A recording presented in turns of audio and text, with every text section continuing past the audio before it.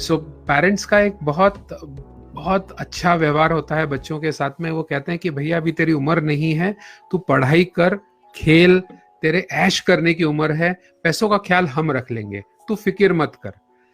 ये एक उनका बहुत बेसिक सा अच्छा सा इंटेंशन होता है। लेकिन इस इंटेंशन के अंदर होता यह है कि बच्चों के साथ पैसे के बारे में बात नहीं करते हैं। बच्चा अगर पूछ भी ले पापा आप कितना कमाते हैं, या मम्मी से बात कर ले मम्मी हम कितना खर्चा करते हैं, तो तेरे को क्या फिक्र है, तुझे क्या चाहिए, तू वो ले ले, या तू मत ये बातें कर। यहां तक मैंने देखा है कि माँ बाप बच्चों के साथ प्राइस भी डिस्कस नहीं करते हैं कि ये कितने की चीज है। और पेरेंट्स के साथ जब बहुत बार बात होती है, पूछता हूँ ऐसा क्यों, तो यार उनका भोलापन कम हो जाएगा, खत्म हो जाएगा। पैसे की जब भी बात होती है मतलब वो भोलापन खत्म हो जाता है, तुम समझा करो। और ये बातें माँ बाप के दृष्टिकोण से बिल्कुल सही भी हैं। बट होता यही है कि अगर माँ कहे कि तू बेटा पानी में पाँव मत रखना जब तक तैरना नहीं आए, तो बच्चा कभी तैरना सीखेगा क्या? पाँव नहीं रखेगा पानी में तो तैरेगा कैसे? यानी उसे अगर आपको तैरना सिखाना है तो थोड़े पानी से शुरू करके फिर बड़े सागर में पहुंचाना होता है। और ये छोटे सागर मतलब क्या? छोटा सागर मतलब वही होता है कि जो पैसों के रिलेटेड वार्तालाप है, जो डिस्कशन है, जो प्रैक्टिसेस हैं घर पे, वो जरूरी है। अगर ये नहीं होता है डिस्कशन, तो बच्चा जो आदतें डाल लेता है वो ये है कि वो कभी हिसाब किताब नहीं रखता। बड़ा हो जाता है लेकिन हिसाब किताब का कच्चा रहता है, और फिर बड़ा होने के बाद में अकाउंटेंट उसे डांट लगाता है, सीए उससे एक्स्ट्रा पैसा मांगता है, income tax department legal notice भेजता है कि भैया तेरा हिसाब किताब कहाँ है। और वो हिसाब किताब बचपन में नहीं सीखा तो बड़े होने के बाद क्या सीखेगा बच्चा? यानी उसमें नो मनी मैनेजमेंट स्किल्स हो जाती हैं। यानी मनी मैनेजमेंट स्किल्स वो सीख ही नहीं पाता है, लाइफस्टाइल कॉस्ट नहीं पता है। मुझे खुद याद है, मेरे पापा मुझसे पूछते थे यार तेरा घर कितने पैसे में चलता है? मैं बोलता हूँ मुझे नहीं पता, उसे पता। बोले वो कौन है? मैंने कहा साहब देने वाला वो, लेने वाला वो। और ये ऐसे कुछ बिलीफ्स आजकल के बच्चे भी रखते हैं कि पैसा क्या है, हाथ की मैल है, इसलिए उसका ख्याल ही मत रखो, उसके बारे में बात ही मत करो। तो ये कुछ ऐसी चीजें हमारे जीवन में हो गई हैं जिसकी वजह से हम कई बार बच्चों से बात नहीं करते हैं। अब इनको सुधारें कैसे, ये सबसे इंपॉर्टेंट बात होती है। बट माँ बाप ऐसा करे क्या? प्रैक्टिस नंबर 1 ये कहती है कि बचपन से ही बच्चों को पॉकेट मनी देना शुरू करें। फिर माँ बाप पूछते हैं कितने साल से, क्या उम्र होनी चाहिए? जब बच्चा एक्सचेंज करना सीख जाए ना नोट, कि भैया 100 रुपए का नोट दिया, 30 रुपए का सामान खरीदा, 70 रुपए लेना शुरू कर दिया, उस समय से ही बच्चे को देना शुरू करें। हिसाब किताब के साथ देना शुरू करें कि भैया 100 रुपया, 200 रुपया, 500 रुपया महीने का है, हिसाब लिख, बढ़िया हो जाएगा। मेरा बच्चा जब 3rd स्टैंडर्ड में था तब मैंने उसे हमारे घर का अकाउंटेंट बना दिया था। मैं, मेरे पापा, मेरी मम्मी, मेरी वाइफ, हम दिन भर का जितना खर्चा करते थे वो उसे बताते थे। और वो 3rd स्टैंडर्ड में एक्सेल में टाइप करता था। आप कागज पे लिखवा लीजिए, पर घर का सीएफओ बना दीजिए। वो पूछता था दादा आपने क्या खर्चा किया आज? दादी आप तो कुछ भी नहीं खर्चा करती हो, ऐसे कैसे? सब्जी लेने जाती हो, खर्चा कौन करता है? तो बोले तेरा दादू करता है। And that is where he started analysing कि महीने के आखिर में कौन कितना खर्चा करता है, और हिसाब क्यों नहीं देते हैं अगर नहीं देते हैं तो। और वो एक आदत जब बच्चे को अपने रिस्पॉन्सिबिलिटी दी, उससे उसको उसकी स्किल्स बढ़ना शुरू हो जाती है। तीसरी चीज है गुल्लक, यानी piggy bank. Most important thing हम बच्चों के साथ करते हैं कि हम बोलते हैं ये पिगी बैंक है, इसमें तू पैसा डाल, और जेब से चिल्लर निकाल के देते हैं या फिर उसको हफ्ते में एक बार दे देते हैं। बट ये थोड़ी सी बुरी आदत हो जाती है क्योंकि ये एक्यूमुलेशन हो रहा है, एक्यूमुलेशन यानी इकट्ठा हो रहा है पैसा। उससे बेहतर ये होगा कि अगर हम एक गोल सेट करें।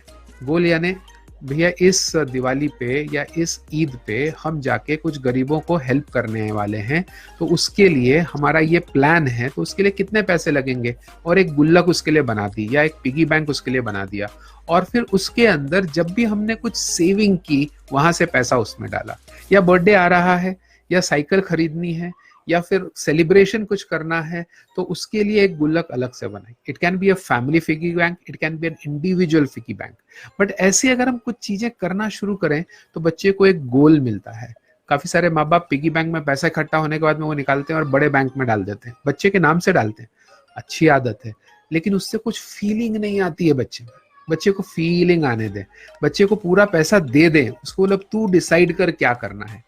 उससे पहले थोड़ा सा नीड्स एंड डिजायर सिखा दें, थोड़ा सा उसे वो बेसिक जो परसेंटेज होता है ना, कितना प्रतिशत जरूरत की चीजों पे खर्च करना है, कितना प्रतिशत इच्छाओं पे खर्च करना है, और कितना प्रतिशत बचाना है, ये थोड़ा सा डिस्कशन कर लें। अगर बच्चा 30-30-40 भी बोले तो भी चलेगा, परसेंटेज अभी इंपॉर्टेंट नहीं है, लेकिन वो विचार डेवलप हो जाना बच्चों के अंदर जरूरी है। और अगर ये हम बचपन से करें तो आज जैसे कपिल जी का बेटा वेदांत जो 17 साल की उम्र का है, तो उसकी आदतें अब बन चुकी हैं। लेकिन अगर हम 8-9 साल से ये करना शुरू कर दें तो 17 साल की उम्र में आते आते उसकी आदतें सही बनेंगी। नहीं तो 8 साल की उम्र में जो आदतें नहीं बनाई तो 17 साल में अब आदतें बनाने जाएंगे तो बोलेगा पापा अब आप बूढ़े हो गए हो, मैं जवान हूँ, मुझे ज्यादा पता है। मम्मी अब आप मुझे क्या बताती हो, मुझे ज्यादा यूट्यूब चैनल पता है या मुझे ज्यादा चीजें पता है। इस वजह से जो भी माँ बाप यहाँ आज देख रहे हैं, याद रखें, बच्चे छोटे कभी नहीं होते हैं पैसे के मामले में, उन्हें छोटा मत समझिए। प्लस माइनस आ गया तो बच्चा पैसे के बारे में बात कर सकता है। वेदांत तो अब काफी बड़ा हो गया है श्वेता जी, एक छोटी सी चीज आप उसके साथ कीजिएगा कि घर में शक्कर 1 किलो कितने महीने चलती है, या 1 किलो जो राशन आता है या जो फल आता है वो कितने का आता है और वो कितना महीना चलता है। ये जो लाइफस्टाइल कॉस्ट है, मतलब घर चलाने में महीना भर में कितना खर्चा लग जाता है, ये माँ से बेहतर पापा भी नहीं बता सकते, क्योंकि काफी खर्चे का कंट्रोल आपके पास होता है। हमारे घर में जब हमने ये एक्सरसाइज की थी, हम 5 लोगों ने अलग अलग कागज पे लिखना शुरू किया कि घर का खर्चा कितना होगा। हेडिंग सेम रखी थी, हेडिंग सबको सेम दी थी, तो उसके अंदर 5 का आंसर अलग अलग आया था। इलेक्ट्रिसिटी का कितना एक्सपेंस होता है ये दादाजी को ज्यादा मालूम था क्योंकि वो बिल भरते थे। इंश्योरेंस के लिए कितना पैसा जाता है वो वाइफ को मालूम था क्योंकि वो इंश्योरेंस की पॉलिसी भरती थी। सब्जी और फ्रूट का खर्चा माँ को मालूम था, यानी दादी माँ को मालूम था, ग्रोसरी वो भरवाती थी। हाँ, जो एक्सपेंस करता है उसको अपना अपना कॉस्ट मालूम था, लेकिन पूरे परिवार का कितना कॉस्ट होता था सब अंदाजा लगा रहे थे। लेकिन जब 5 का हिसाब टोटल आया तब पता चला कि यार हमारे उसमें कितना डिफरेंस है। और बच्चा जो उस समय मेरे हिसाब से 13 साल का था, उसे पहली बार समझ में आया कि यार इतना खर्चा घर में होता है। तो वो उल्टा मेरे को देख के बोलता है पापा आप इतना कमा लेते हो जितना हम खर्चा करते हैं। मैंने कहा यार लोन लेके तो नहीं खर्चा चला रहे हैं, कमा के ही चला रहे हैं जो हम खर्चा कर रहे हैं। तो उसके बाद में उन्हें डिस्कस नहीं करना पड़ता है कि आप कितना कमाते हो, क्योंकि now they also know how much you are saving, how much you are spending, how much are you investing. तो वो सारी बातें क्लियर हो जाती हैं घर में। और 17 साल बच्चे की उम्र बिल्कुल सही है, ये 1-2 बार डिस्कस कर लें तो अब जो कॉलेज लाइफ आगे चलाएगा तो he will not really force you कि मुझे आईफोन ही चाहिए। He will say let me see what I really want. वो बातें फिर उसकी शुरू हो जाएंगी। With your daughter we did a concept of saving money for future। तो अपने ग्रेजुएशन के लिए कितना पैसा चाहिए है, तो उसके लिए पैसा एफडी से इकट्ठा करें कि आरडी करें, और कैसे वहां तक अपना फाइनेंशियल गोल अचीव करें। तो काफी सारे बच्चे माँ बाप को जाके पूछते हैं ये सवाल, तो माँ बाप बोलते हैं यार तेरे को क्या लेना देना, पैसा तेरे लिए हमने रखा है। तो फिर बच्चे थोड़ा सा सेटिस्फाई होते हैं, पर नहीं अगर रखा है बोलते हैं तो फिर वो शुरू करवाते हैं। हमारी एक स्टूडेंट ने एक्चुअली मम्मी और पापा दोनों से 10-10 हजार रुपया लेके आरडी शुरू किया। माँ बाप आके बोलते हैं सर तुमने तो खर्चा करवा दिया। मैंने कहा यार आपका बोझ कम हो गया, वो नहीं सोचो कि 20,000 रुपया महीने का जा रहा है, लेकिन फ्यूचर तो सिक्योर हो गया और बच्ची खुद ड्राइव कर रही है, वो इससे बड़ा और क्या चाहिए। नहीं, इसमें एक पॉइंट और है, रिच डैड पुअर डैड भी ये कहते हैं कि 13 साल की एज से हम बच्चों को शेयर मार्केट, म्यूचुअल फंड्स और all these companies and you know the passive and active income, ये कॉन्वर्सेशंस इन एक्सपेरिमेंट आप तो करवा रहे हैं सुमित जी अपने कोर्स में ये। तो अब सवाल मेरा आपसे ये कि आप ये 13 साल से बड़े बच्चों में कैसे करवाते हैं ये, how do you do it, what are the techniques? 13 साल से जो बड़े बच्चे हैं उनके लिए खास बात होती है एक्सपीरियंशियल केस स्टडीज, क्योंकि ये टीनेजर्स होते हैं। तो बच्चों को ज्ञान नहीं दिया जा सकता। इन बच्चों को अगर आप ज्ञान दोगे, बाबा जी बनोगे तो बोलेंगे बाबा जी प्रणाम और निकल जाएंगे। इन बच्चों के साथ आपको एक छोटा सा केस स्टडी देना होता है और उस पर सवाल डालने होते हैं। जैसे कि रश्मि है, जैसे ललित है, इसने ऐसा ऐसा सोचा, उसको ये करना है, आपके क्या विचार हैं, और उन विचारों के डिस्कशन में कंसेप्ट्स को इंट्रोड्यूस करना होता है। जैसे FD-RD वाला ये जो कंसेप्ट बच्चों को सिखाया गया, तो उनको FD-RD का कंसेप्ट से नहीं शुरू किया। एक लड़की है, उसको अपनी पढ़ाई की प्लानिंग करनी थी, तो मम्मी के पास गई और ऐसा ऐसा पूछा और वहां से बात शुरू हुई, और फिर ये दोनों कंसेप्ट इंट्रोड्यूस हुए और बच्चों ने अपने ऊपर फिर उसको अप्लाई किया। सो वर्चुअली जब हम डिस्कशन करते हैं तो 13 साल, 15 साल, 18 साल, इस एज ग्रुप के सारे बच्चे इकट्ठा हो जाते हैं। हर एक को अपना अपना नॉलेज होता है, बहुत वैल्यूएबल नॉलेज होता है इनके पास आजकल, क्योंकि इनके हाथ में जो मोबाइल फोन है उससे दुनिया जहान की इंफॉर्मेशन ले सकते हैं वो, और वो आपस में डिस्कशन करके काफी सारी बातें शेयर करते हैं। और टीचर का काम सिर्फ फैसिलिटेट करने का है, टीचर का काम सिर्फ दिशा थोड़ा सा गाइड करने का, और फिर वो आगे बढ़ते जाते हैं। मेन बात आती है जब प्रोजेक्ट्स बनाते हैं, बच्चे खुद प्रेजेंटेशन बनाते हैं, उनको बच्चा भी कहना थोड़ा सा बुरा लगता है, ये टीनेजर्स खुद प्रोजेक्ट्स बनाते हैं, प्रेजेंटेशंस करते हैं, एक दूसरे को सवाल पूछते हैं, और काफी सारे बच्चे अब ग्रुप प्रोजेक्ट्स करते हैं वर्चुअली अलग अलग जगह पे बैठ के। जैसे कोई बैंगलोर में है, दूसरा मध्य प्रदेश में इंदौर से है, तो वो आपस में मिलकर एक छोटा प्रोजेक्ट बनाते हैं। प्रोजेक्ट यानी एक प्रेजेंटेशन जैसा बनाते हैं, कैलकुलेशन करते हैं, कुछ बच्चे ऑनलाइन ऑफलाइन रिसर्च करते हैं और उसके बेस के ऊपर प्रेजेंटेशन देते हैं और आपस में शेयर करते हैं। Learnings are happening because learner wants to learn, not teacher wants to teach, और वो प्रिंसिपल से बच्चे बहुत अच्छे से सीखते हैं। Before we I end, Sumit ji, एक इंट्रोडक्शन आपका बहुत जरूरी है कि आपने बहुत एक्सपीरियंशियल हैं, so that people who don't know you, they know you today. That's the invitation, so please share about yourself. So नाम सुमित है तो मैं अच्छा दोस्त हूँ।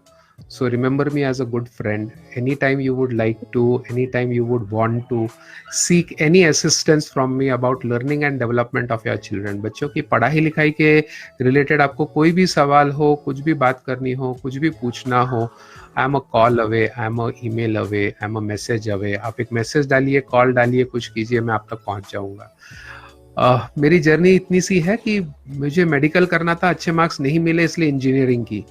इंजीनियरिंग करते वक्त कभी ये नहीं लगा था कि मैं वापस बीएड करूंगा 20 साल 22 साल बाद, पर फिर मैंने बैचलर्स इन एजुकेशन किया, एमएड किया। 50-1,000 लोगों को ट्रेनिंग, डेवलपमेंट, कॉर्पोरेट ट्रेनिंग वगैरह करने के बाद अब बच्चों के साथ काम करने का मन आया है, तो पिछले 5 साल से बच्चों के साथ काम कर रहा हूँ। और ख़ास बात यही है कि हम सब बोलते हैं कि बच्चों को कुछ नहीं पता या हमने को बच्चों को सब सिखाना पड़ता है, ऐसी बिल्कुल आवश्यकता नहीं है। बच्चों के साथ आपको सिर्फ एक एक्सपीरियंस शेयर करना है, यानी बच्चों के साथ आपको सिर्फ थोड़ा समय बिताना है, कुछ ऐसी चीजें उनके साथ में करनी है, उनके साथ में खेलनी है कि जिससे उन्हें मजा आए। It should be enjoyable.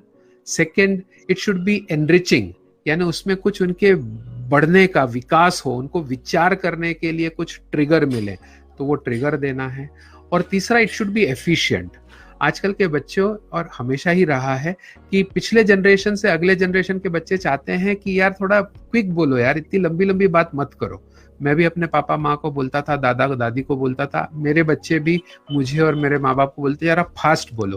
तो दे वांट इट एफिशिएंट, और एफिशिएंसी हम सब चाहते हैं, कौन नहीं चाहता है। सो आपका जो एक्सपीरियंस उनके साथ हो वो एफिशिएंट हो, दैट इज वन, एनरिचिंग हो और एंजॉयबल हो। जब ये 3 चीजें मिल जाती हैं तो लर्निंग एक्सपीरियंस ऑसम हो जाता है और बच्चा जिंदगी भर सीखता है।